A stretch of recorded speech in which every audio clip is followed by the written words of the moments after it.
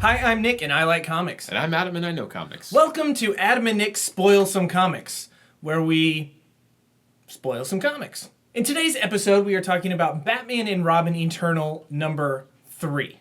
As with all of these, the story is by James Tynion IV and Scott Snyder. This specific issue was actually written by Tim Seeley, and the pencils were by Paul Pelletier, and the last couple pages by Scott Eaton. So the story begins exactly where we left off at Noonan's sleazy bar with the Red Hood holding a gun to Cassandra Cain's face, where she then continues to kick the crap out of him.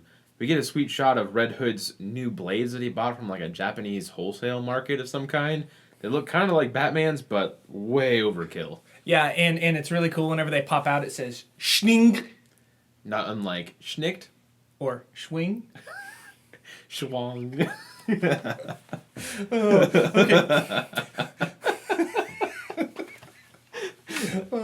Okay.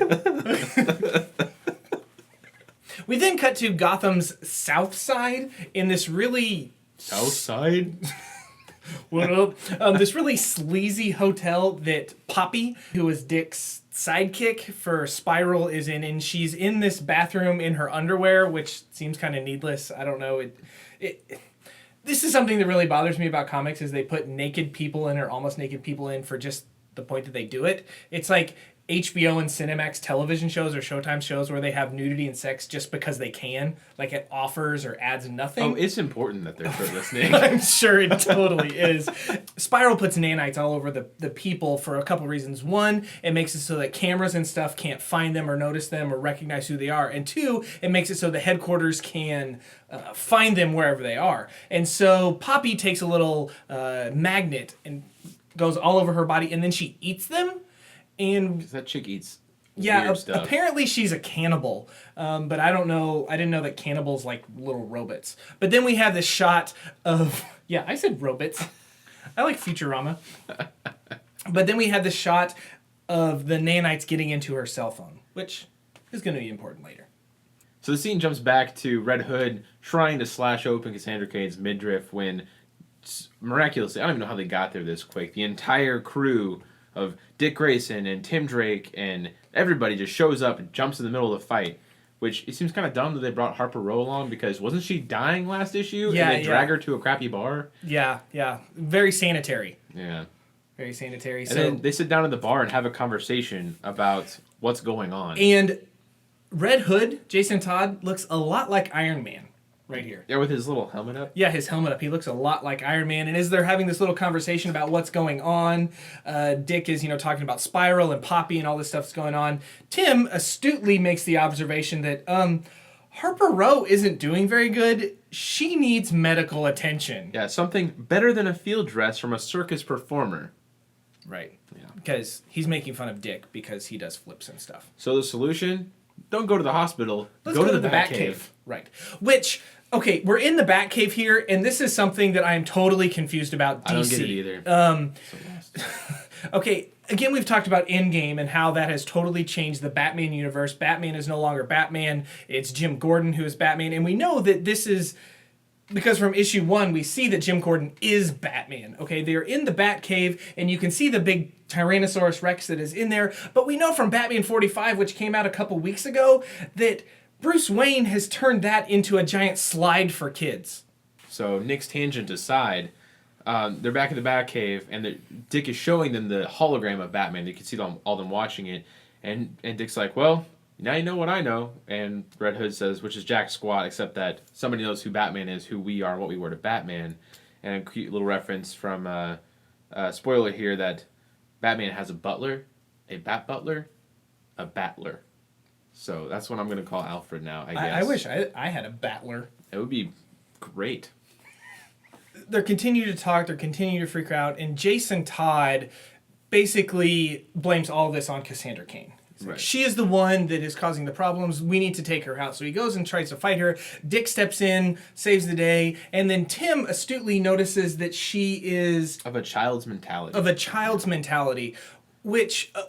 Good observation, I guess, but I'm just absolutely wondering where he gets that, because when was the last time someone with a child's mentality kicked the crap out of Red Hood? Plus, when is it, like, I don't know. To me, it doesn't seem like a piece of evidence to that when just because somebody can't talk. Right, I right. mean, The only thing that we know that she has said up to this point is the word mother from issue 1.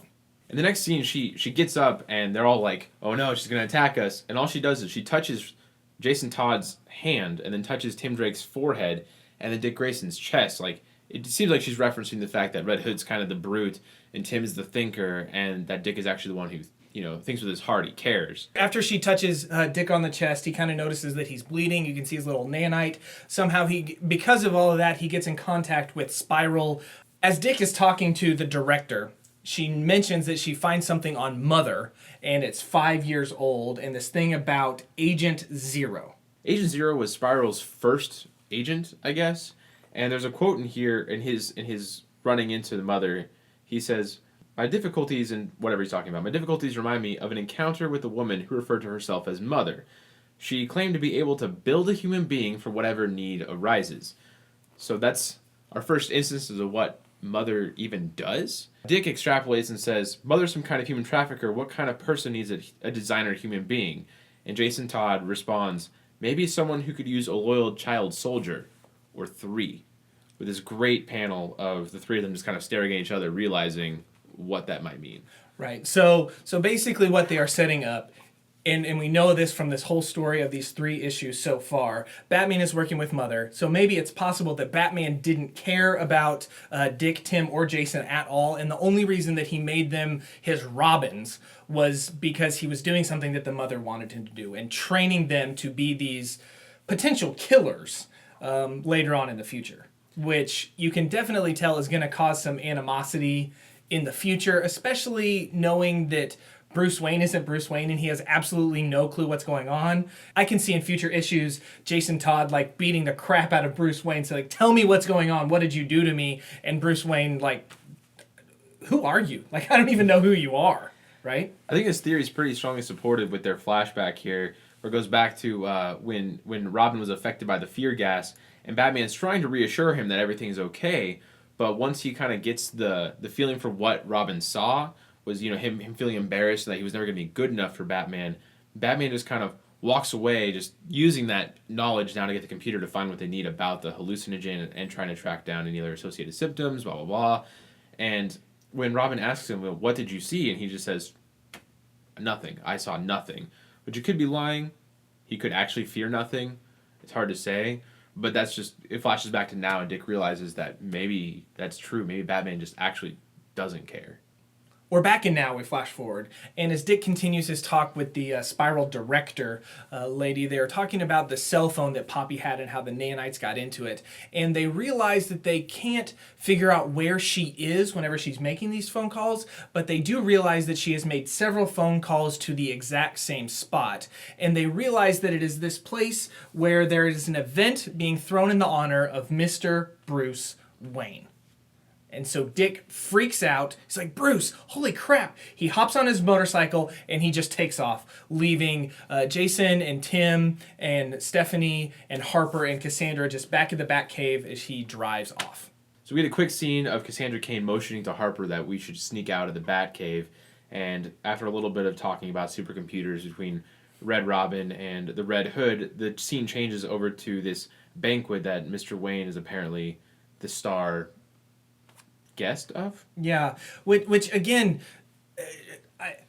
I mean, I hope that they clear this up why he is having a banquet, because we know from the main Batman title that Bruce Wayne doesn't know who he is, mm-hmm. and he has been living as Bruce Wayne, but not the Bruce Wayne that we know. Right. And so I'm just wondering why are they honoring Bruce Wayne here if he really doesn't know what's going on? It's just confusing to me, that's all. So the party, it shows him walking around, talking to the chef, and you see these little backgrounds of people talking into little phones or earbuds of some kind and saying, "Yes, mother, yes, mother." We kind of assume who they're referencing here. Right, and the chef takes him to the back because he's like, "Hey, I want to show you something. This is all in your honor." And Bruce is like, "Yeah, sure." And so then they go into the kitchen, and there are a bunch of people hanging out holding hatchets. Which we're trying to figure out. Like, we looked at it for a while going, why are they holding hatchets? I mean, if they're in a kitchen, you think like butcher's knives or something would be handy. Yeah, you'd think a knife But- definitely, but But they're all uniquely carrying hatchets. And I don't know, maybe this is just crazy, but it makes me think of like the Tin Woodsman from The Wizard of Oz. I mean, the fact that, he carried a hatchet and we've seen Scarecrow. So, that's one of those like crazy theories, but you never know. I might be right on this one. Some sort of Tin Woodsman thing going on here. you heard it right here. Adam thinks that this is a parallel story of The Wizard of Oz. That's not what I said. That is That's not what I said. That is what she said. But I just know there's been a Scarecrow, and now they've got hatchets, which is like the Tin Woodsman's weapon of choice.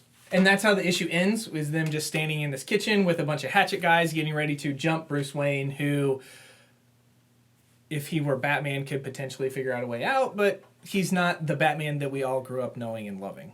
So Yeah, I see this going like one of two ways at this point. Either because we saw Dick moving like as fast as he could to get there, he's going to jump in and just save him, or what would be even cooler is if this is like Batman doesn't remember who he is, but his muscle reflexes still work the same, so he kicks all their butts, and he's like, "What's going on?" Or a theory that I think would be kind of interesting is that they are trying to get Bruce Wayne to work for them. Like, they're not actually jumping him to kill him. They are saying, hey, they're saying, hey, you come with us or else kind of deal. And there's something unlocking. I just had a theory right here, right now. You want to hear it? Let's do Right it. here, right now. Okay. The mother in Batman Eternal is what gets Bruce Wayne to be Bruce Wayne again and become Batman again. Somehow in his mind there's something unlocked because we know that all this like human stuff that she's doing to train them. At the end of Batman and Robin Eternal, Bruce Wayne will be Bruce Wayne again. He will be Batman again because the mother is somehow going to unlock something that is in his mind that he hasn't remembered in the last few months. And they are bringing her in because he knows something that she wants taken out or whatever. That's kind of how this connection. That's my theory right now. Okay. You heard it first. Okay. Here. I heard it. Okay.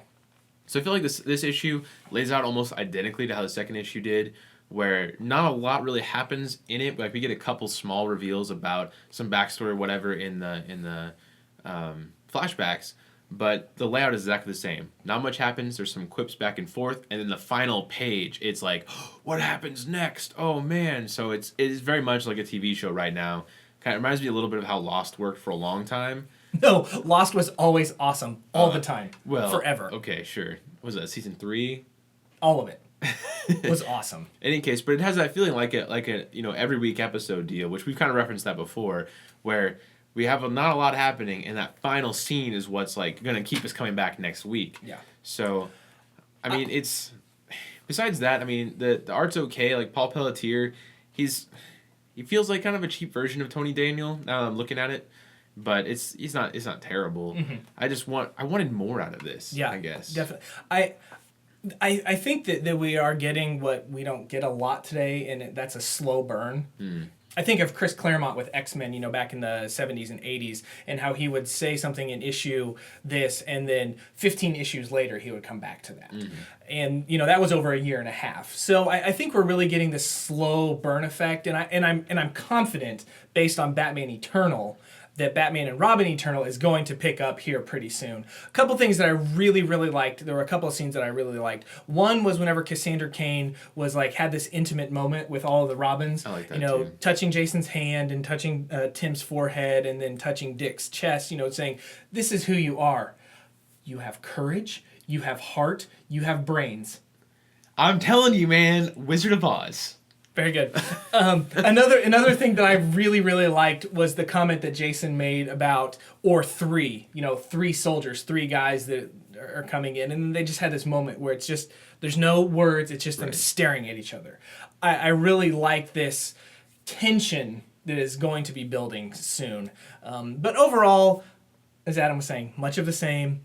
Not a lot really happened, though, as we can tell, we can see groundwork being laid. Mm-hmm. It's just not interesting groundwork. I mean, the issue itself took me maybe 4.5 minutes to read the first read through, and then second read through I noticed a couple other things, but it doesn't make me pause and think as I go, which is what I expect out of some of these slow burn style books. So that being said, I think I'm going to go ahead and give this one 2 Robin symbols out of 5.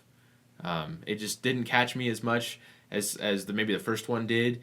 And my initial thought I was going to give it 1.5, but I bumped it up to 2 with the second read because I noticed some things I didn't the first time that I liked better, like the moments with the Robins realizing like, oh wow, this is us and stuff like that. So 2 Robin symbols out of 5. I am going to go ahead and give this one 2.5 Batman symbols out of 5. My initial thought was to give it 2, like Adam, but after kind of read through, I'm going to bump it up a little bit. I think if this would have been issue 2 instead of issue 3, I probably would have given it a 3.5, kind of like I did last week. But just because it seemed very much the same. 2.5 Batman symbols out of 5. So overall, this is a pretty low-rated book. It would be 4.5 out of 10 from the both of us. But obviously, we are in it. We are excited about it. We can kind of see where it's going. It's just kind of slow. Today is New Comic Book Day, so make sure you run out to your comic book shop and pick up this book if you haven't, or Batman and Robin Eternal number 4, which comes out today. So make sure you do that. So please like the video, comment anything you might want to say about this particular issue, or if we're just outright wrong with our Wizard of Oz references. I don't know. I think I'm right. Nick even pointed out when he realized that I might be right. But that rarely happens. Yeah. In any case, follow us on Twitter, Facebook, and Instagram. And until next time, Nick will be doing... Just growing my beard bigger. Me too.